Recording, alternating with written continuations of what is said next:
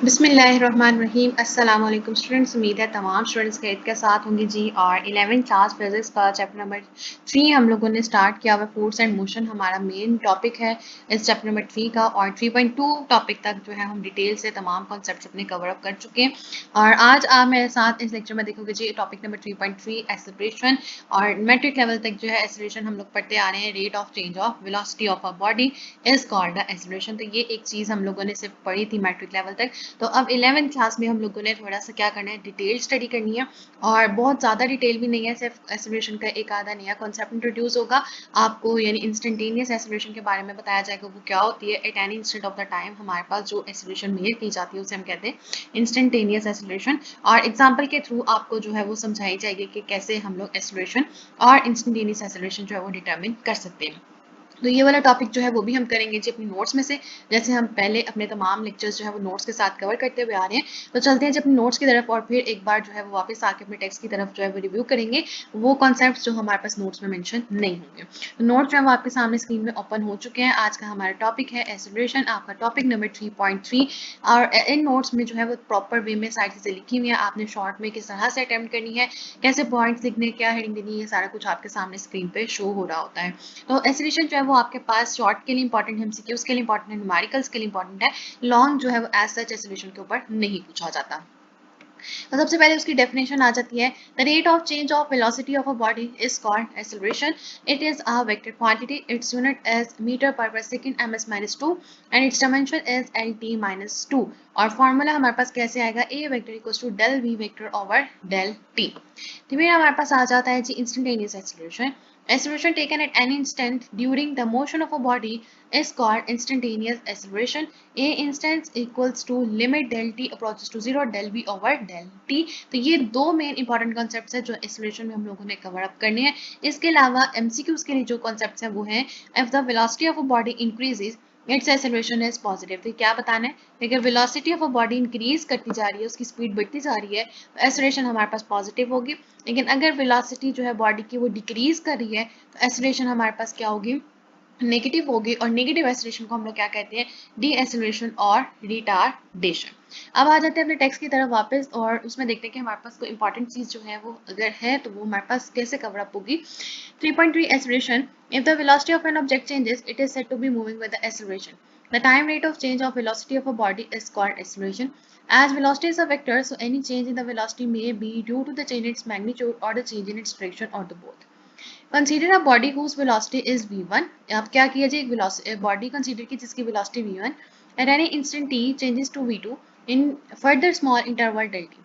The two velocity vectors v1 and v2 and the change in the velocity v2 minus v1 equals to del v are represented by the figure 3.3. The average acceleration AAV during the time interval del t is given by AAV equals to v2 minus v1 over del t equals to del v over del t. As acceleration average is the difference of the two vectors divided by the scalar del t, A average must also be a vector. Its direction is the same as that of the del v. Acceleration of a body at a particular instant is known as instantaneous acceleration and its value is obtained from the average acceleration as del t is made smaller and smaller till it approaches to the zero। तो del t को हम लोग क्या करते हैं, इतना small करते जाते हैं कि वो हमारे पास जीरो की तरफ अप्रोच होना स्टार्ट हो जाए। और मैथमेटिकली हम इसको कैसे लिखते हैं, instantaneous acceleration equals to a instant equals to limit del t approaches to zero del v over del t। तो ये आपके पास इंस्टेंटेनियस एक्सेलरेशन है।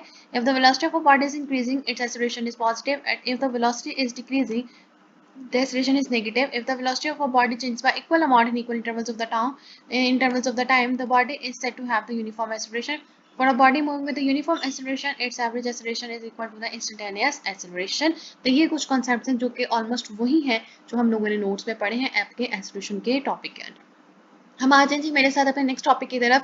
3.4 velocity time graph. Velocity time graph हमारे पास क्या होता है, इससे हम लोग क्या डिटरमिन कर सकते हैं, इसमें कौन कौन से कॉन्सेप्ट्स आएंगे, एग्जांपल्स किस तरह से यूज होंगी, ग्राफ क्यों बनाया जाता है वेलोसिटी टाइम का, वेलोसिटी कौन से एक्सिस में होगी, टाइम कौन से एक्सिस पे होगी। हमें पता है कि इंडिपेंडेंट एक्सिस होता है, एक डिपेंडेंट एक्सिस होता है। तो एक्स एक्सिस पे हमारे पास क्या लिया जाएगा, टाइम लिया जाएगा और वेलोसिटी ली जाएगी। अगर इनको इंटरचेंज चेंज किया जाएगा तो किस हिसाब से किया जाएगा, ये जो है सारा कुछ इस डिटेल टॉपिक के अंदर आएगा। अब आपको जो टॉपिक नंबर 3.4 है जो हम स्टार्ट करने जा रहे हैं, ये आपका लॉन्ग के लिए इंपॉर्टेंट है, इसमें से शॉर्ट क्वेश्चंस भी आएंगे और ये टॉपिक भी हम कवर करने जा रहे हैं अपने नोट्स में से, और फिर नोट्स में से कवर करने के बाद हम मूव करेंगे दोबारा टेक्स्ट की तरफ, ताकि कोई इंपॉर्टेंट चीज़ अगर रह गई है जो हमने नहीं स्टडी की नोट्स में तो उनको एक दफ़ा देख लिया जाए। वेलोसिटी टाइम ग्राफ में से आपके पास शॉर्ट क्वेश्चन, लॉन्ग क्वेश्चन पूछा जाता है और एक इंपॉर्टेंट क्वेश्चन है, इसको आप लोगों ने स्किप आउट नहीं करना। सबसे पहले हम देंगे जी अपना ग्राफ्स का introduction. Graphs may be used to illustrate the variation of the velocity of an object with the time. Such graphs are called the velocity time graph. अब velocity time graph में हमारा सबसे पहला केस आता है जब हमारे पास velocity क्या होगी, कांस्टेंट होगी।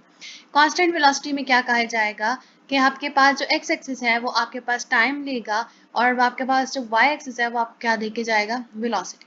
velocity आपके पास सबसे पहले क्या देती है, horizontal straight line parallel to the x axis of the time axis।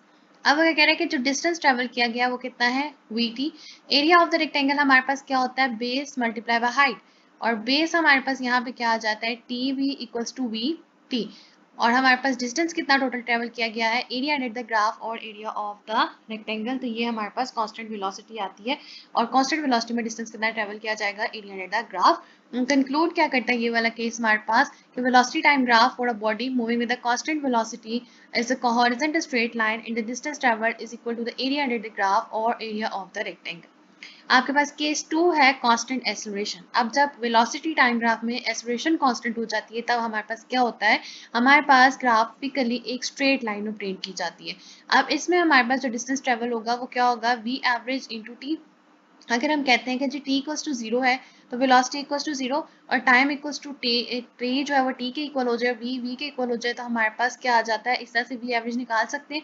v average कैसे निकालेंगे, 0 plus V over two equals to V over two. तो अब डिस्टेंस ट्रेवल हमारे पास क्या आ गया, v की वैल्यू हमने पुट कर देनी v over two into T, तो हमारे पास क्या आ जाता है 1/2 T V. Area of a triangle हमारे पास क्या होता है, 1/2 बेस इंटू हाइट, तो बेस हमारे पास यहाँ पे क्या है टी और हाइट हमारे पास क्या आ जाता है v। तो टोटल डिस्टेंस ट्रेवल क्या होगा, एरिया एट द ग्राफ और एरिया ऑफ द ट्राइंगल। तो यहाँ से हमारे पास क्या कंक्लूड होता है, जब हमारे पास वेलोसिटी एक्सेलरेशन क्या होगी, कांस्टेंट होगी, कि जो वेलोसिटी टाइम ग्राफ और a body moving with a constant acceleration is a straight line and its distance traveled is equal to the area under the graph or area of the triangle। तो पहले जो था velocity जब constant I थी तो क्या answer था, area हमारे पास सोल्यूशन था, डिस्टेंस ट्रेवल था वो क्या था, एरिया ऑफ द रेक्टेंगल था। अब हमारे पास जब एक्सेलरेशन कांस्टेंट आएगी तब हमारे पास आंसर में क्या आएगा कि इक्वल किसके है, एरिया ऑफ द ट्राइंगल। अब थर्ड कॉन्सेप्ट आ जाता है हमारे पास वेरिएबल वेलोसिटी या फिर वेरिएबल एक्सेलरेशन। अब वेरिएबल वेलोसिटी और एक्सेलरेशन में हमारे पास क्या होगा, इसमें हम डिटरमिन कर रहे होंगे जी स्लोप।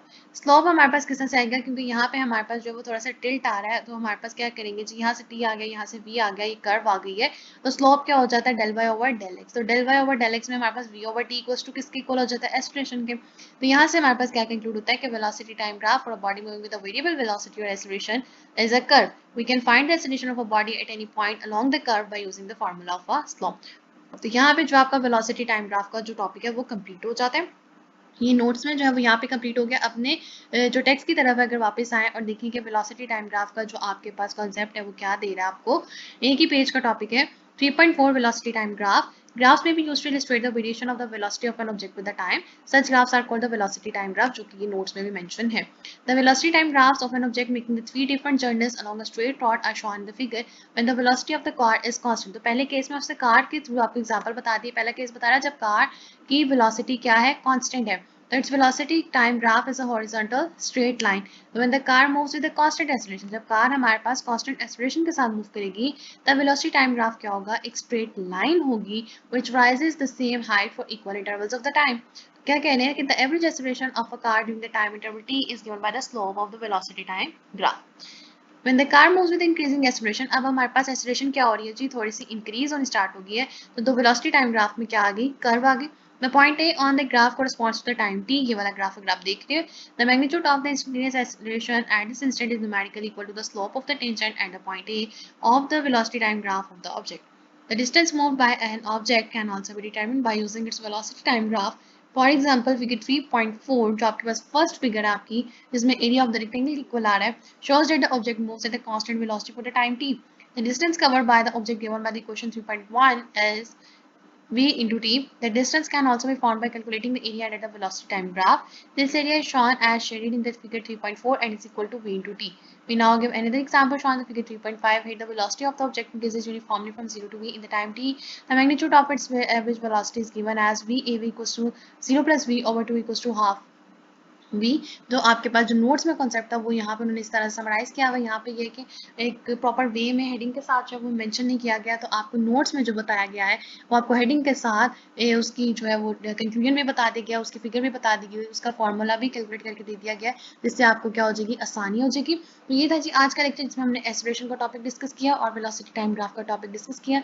मुझे उम्मीद है कि आप लोगों को आज का लेक्चर अच्छे तरीके से समझ आया होगा। इनके इसका क्वेश्चन है, क्वारी, आप कुछ पूछना चाहते हैं तो आप नीचे कमेंट कर सकते हैं जी। और लास्ट में जाते हुए सिर्फ आपसे एक ही रिक्वेस्ट होती है कि अगर अभी तक आपने चैनल सब्सक्राइब नहीं किया तो काइंडली प्लीज जल्द से चैनल को सब्सक्राइब कर दीजिए। वीडियो पसंद आए तो वीडियो को जरूर लाइक कीजिए और ज़्यादा से ज़्यादा शेयर कीजिए। Thank you.